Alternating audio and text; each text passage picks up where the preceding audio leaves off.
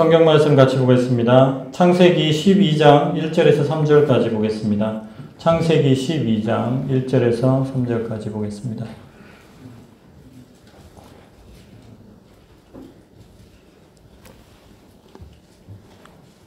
같이 읽겠습니다. 여호와께서 아브라함에게 이르시되 너는 너의 고향과 친척과 아버지의 집을 떠나 내가 네게 보여줄 땅으로 가라. 내가 너로 큰 민족을 이루고 네게 복을 주어 내 이름을 창대하게 하리니 너는 복이 될지라. 너를 축복하는 자에게는 내가 복을 내리고 너를 저주하는 자에게는 내가 저주하리니 땅의 모든 족속이 너로 말미암아 복을 얻을 것이라 하신지라. 아멘. 약속 믿고 굳게 서리라, 이런 제목을 붙여볼 수 있겠습니다. 하나님께서는 아브라함을 부르셨습니다. 고향을 떠나라고 하셨습니다.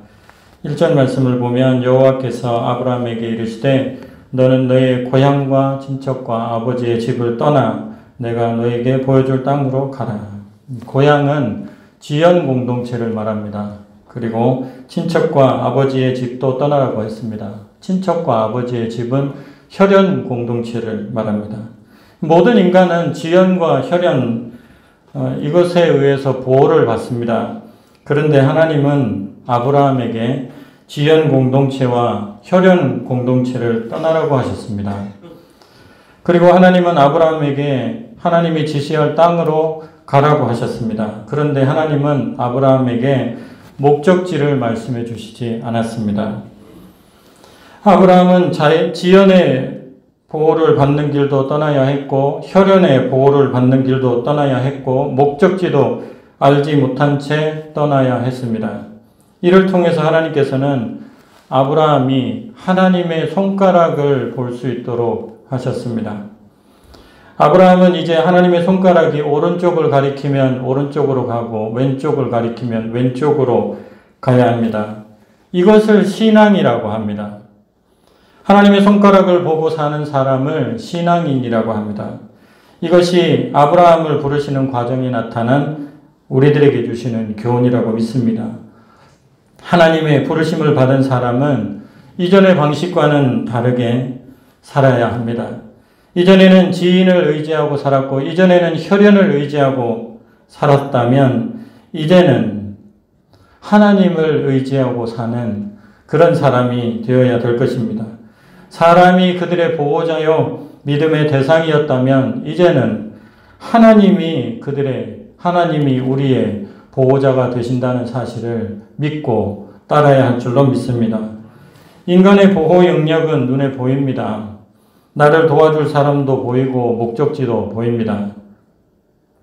그러나 하나님의 보호 영역에 놓인 사람에게는 보이는 것이 없습니다. 이렇듯 신앙인은 눈에 보이지 않는 세계를 하나님을 믿는 믿음과 확신을 가지고 살아갑니다.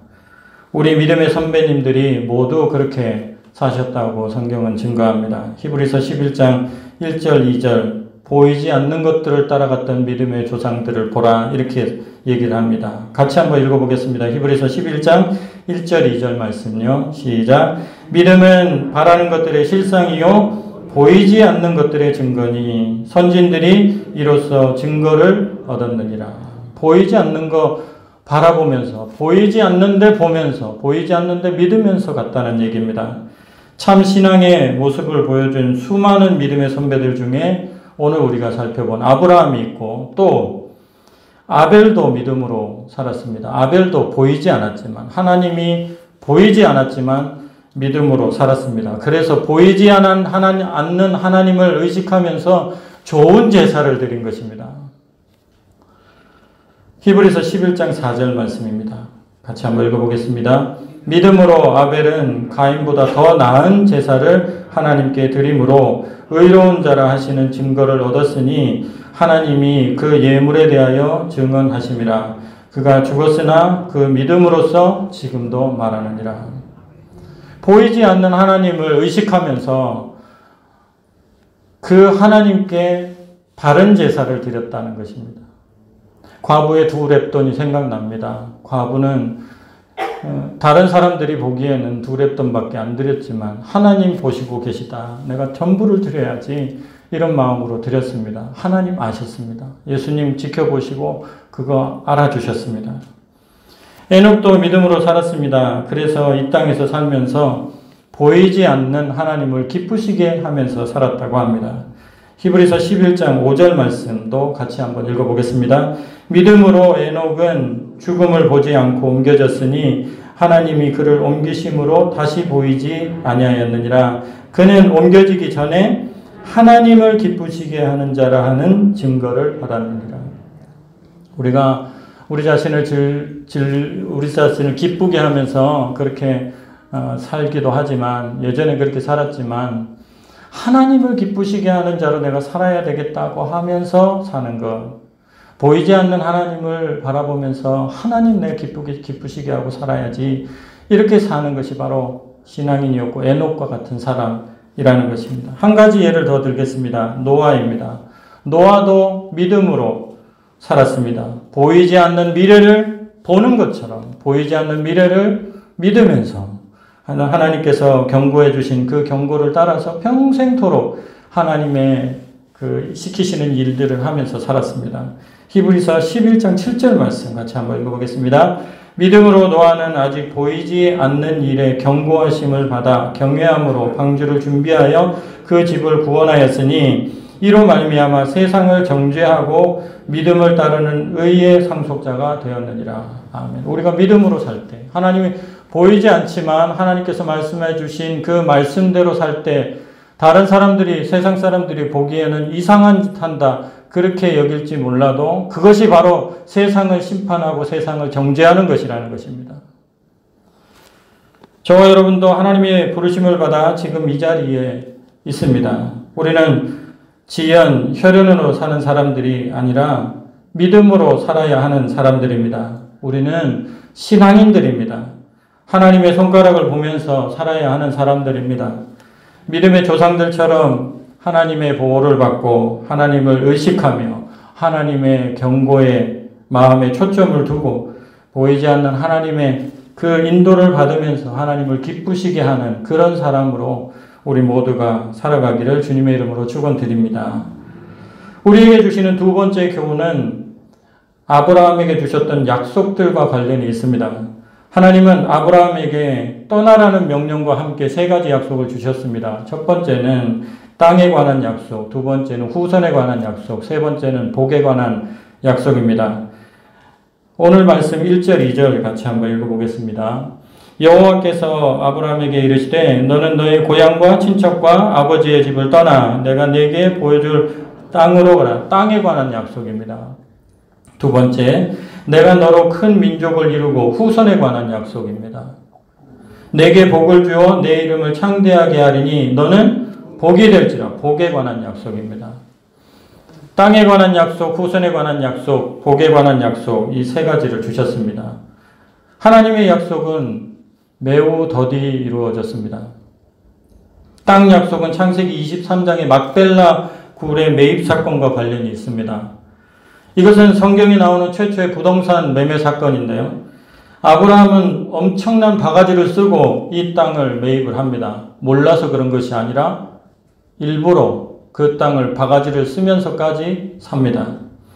성경에 나오는 부동산 매매 사건 중에서 시가를 고려하면 가장 높은 가격이었습니다. 그리고 아브라함이 원했던 것은 막벨라 굴, 그 굴 하나만 원했는데 그 매장지만 있으면 아브라함은 됐는데 그 사람들이 매장지와 함께 그 땅을 껴서 팔았습니다.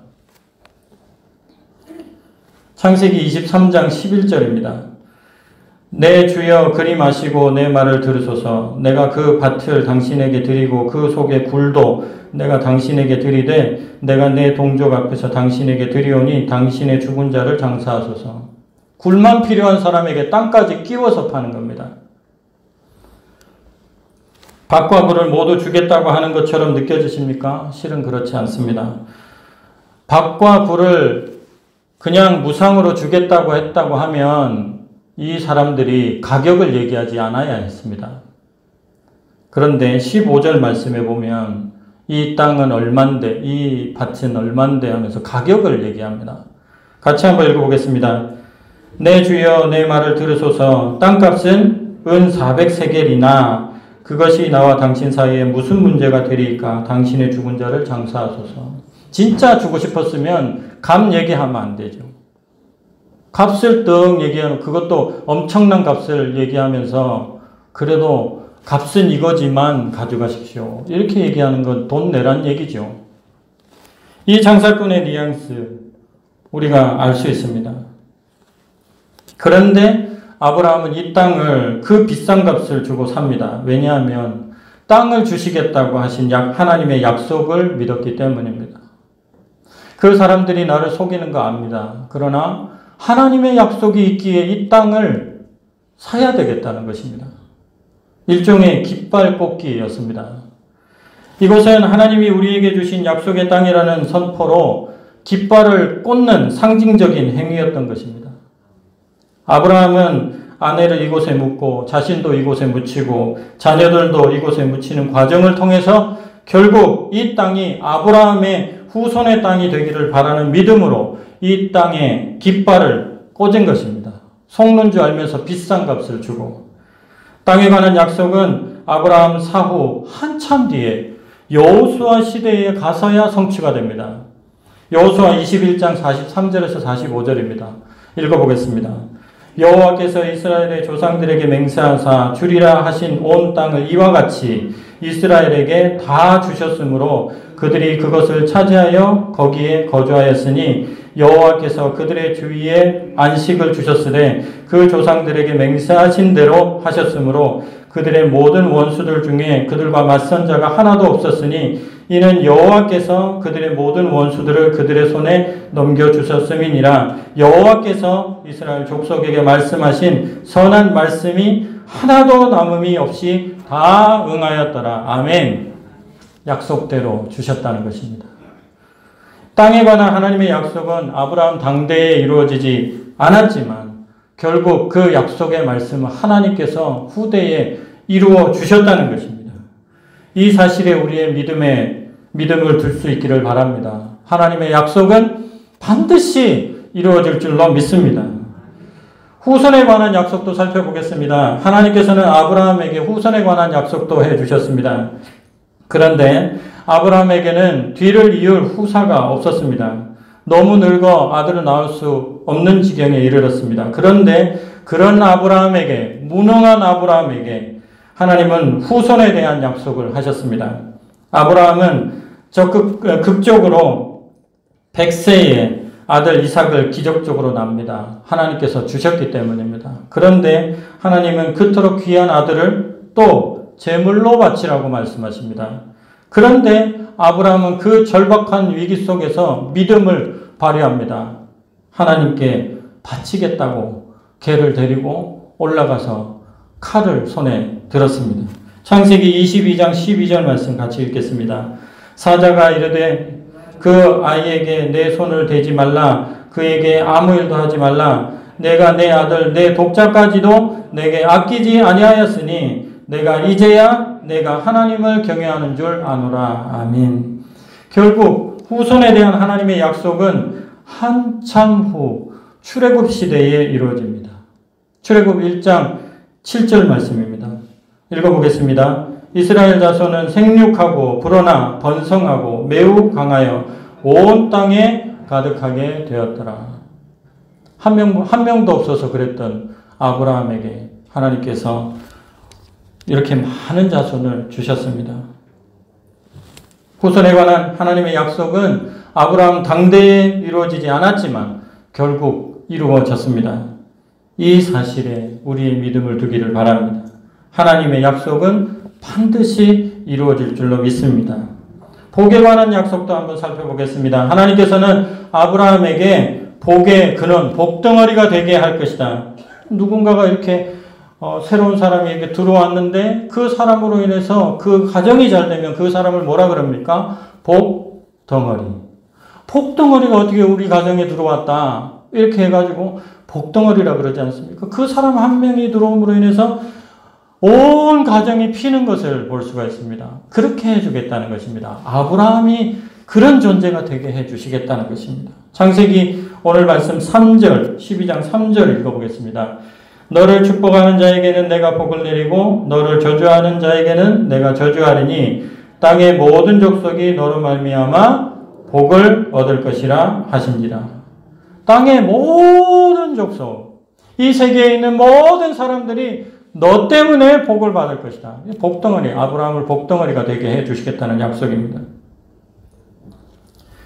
이 약속은 지금까지 살펴본 것보다 훨씬 후대 신약시대에 가서야 비로소 이루어집니다. 바울 서신에서 확인하겠습니다. 갈라디아서 3장 14절입니다. 읽어보겠습니다. 이는 그리스도 예수 안에서 아브라함의 복이 이방인에게 미치게 하고 또 우리로 하여금 믿음으로 말미암아 성령의 약속을 받게 하려 함이라. 아멘. 아브라함의 복이 이방인에게 미치게 하겠다. 창세기 12장의 이 약속이 열방까지 미치게 되는 이 약속이 갈라디아서 3장 14절에 와서 드디어 성취가 되었습니다. 아브라함은 약속과 성취 중간 시대를 믿음으로 살았던 사람입니다. 아브라함은 하나님으로부터 약속을 받았지만 약속의 성취는 당대에 보지 못하였습니다. 그러나 하나님의 약속은 반드시 아브라함의 후손에 대해서 성취되었습니다. 이 사실이 매우 중요합니다.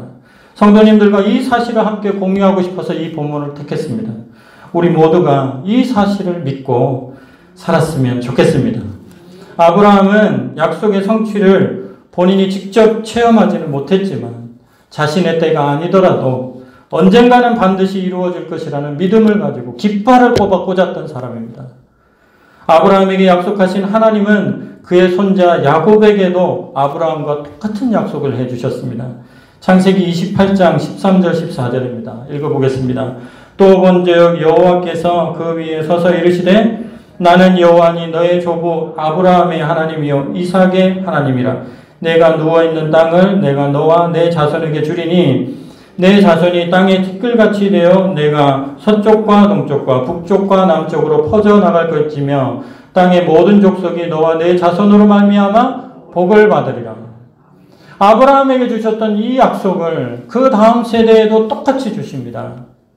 아브라함에게 약속하신 하나님은 아브라함의 증손자 요셉에게도 증조 할아버지 아브라함의 믿음과 할아버지 이삭의 믿음과 아버지 야곱의 믿음을 유산으로 계승받도록 하셨습니다. 창세기 50장 24절 25절 말씀 읽겠습니다. 요셉이 그의 형제들에게 이르되 나는 죽을 것이나 하나님이 당신들을 돌보시고 당신들을 이 땅에서 인도하여 내사 아브라함과 이삭과 야곱에게 맹세하신 땅에 이르게 하시리라 하고 요셉이 또 이스라엘 자손에게 맹세시켜 이르기를 하나님이 반드시 당신들을 돌보시리니 당신들은 여기서 내 해골을 메고 올라가겠다 하라 하였더라. 아멘. 이것이 우리들에게 주시는 두 번째 교훈이라 믿습니다. 하나님의 약속은 반드시 성취될 줄로 믿습니다. 당대에 하나님의 약속이 성취되는 것을 볼 수 없을지라도 내 당대에 하나님의 약속이 이루어지는 것을 못 보더라도 하나님의 약속은 후대에 반드시 이루어질 줄로 믿습니다. 성경에는 아직 성취되지 않은 수많은 약속들이 있습니다. 그 약속이 당장 성취되지 않더라도 하나님의 때가 이르면 언젠가는 반드시 이루어진다는 믿음이 우리에게 있기를 바랍니다. 우리 자손들에게 약속에 대한 신앙, 유산을 물려주어야 될 것입니다. 하나님이 이렇게 약속하셨다고 너에게도 하나님께서 이렇게 약속하시고 이 약속은 반드시 내가 죽어도 이루어질 것이라고 하는 믿음의 유산을 자손들에게 전수해 주시기를 바랍니다. 우리는 모두 약속과 성취의 중간 시기를 살고 있습니다. 그러므로 아브라함처럼 이삭처럼 야곱처럼 요셉처럼 믿음의 선배들처럼 하나님의 약속은 반드시 성취된다는 믿음으로 살아야 될 것입니다. 그리고 후손들에게도 약속과 믿음을 물려주어야 될 줄로 믿습니다. 말씀을 맺겠습니다. 아브라함을 통해 두 가지 교훈을 얻습니다. 지연, 혈연이 아닌 하나님 손가락을 보면서 사는 참된 신앙인들이 되시기를 주님의 이름으로 축원드립니다. 하나님의 약속의 성취를 당대에 보지 못하더라도 하나님의 때에 반드시 성취된다는 것을 믿고 우리 후손들에게도 전하면서 그렇게 살아가는 저와 여러분 되기를 주님의 이름으로 축원드립니다. 기도하겠습니다. 좋으신 하나님 아버지 감사합니다. 하나님 아버지께서 약속하신 것은 반드시 이루실 줄로 믿습니다. 하나님 아버지께서 저희들에게 믿음을 주시고 지연이나 혈연이나 이런 것 의지하던 때에서 벗어나서 하나님의 손가락을 보면서 살아가도록 하나님께서 모든 것을 끊으시는 줄을 믿습니다. 하나님 아버지, 저희들이 믿음의 선배들처럼 믿음으로 살아가게 하여 주시옵소서. 우리의 자녀들에게도 다른 어떤 것보다도 하나님의 약속과 믿음을 전수하게 하여 주시옵소서. 우리 모두가 믿음으로 살아 하나님을 기쁘시게 하는 존재가 되게 하여 주시옵소서. 모든 말씀 예수님의 이름으로 기도드립니다. 아멘.